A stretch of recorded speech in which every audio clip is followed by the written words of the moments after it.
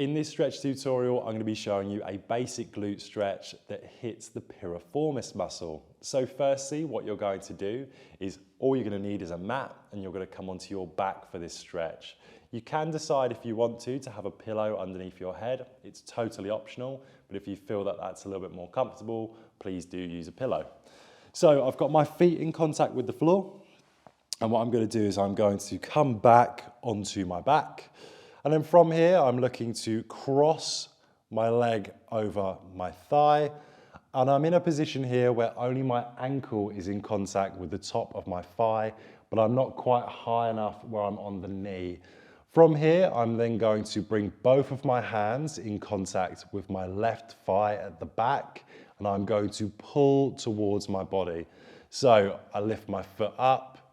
I'm going to place both my hands interlinked behind the thigh, and then from here I can control the amount of stretch, increasing it by coming in towards my body or decreasing it by slacking off that resistance and making sure I'm further away.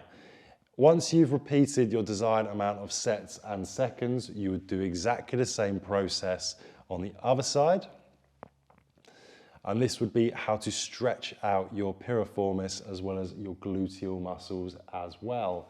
So once you've done this, safely coming out of position.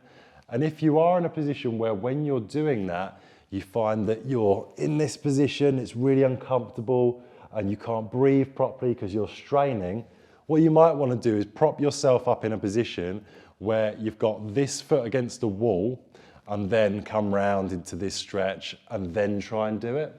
Sometimes to have a wall there so you've got the foot in contact with something is a little bit nicer for those that struggle with the mobility of getting into that stretch initially.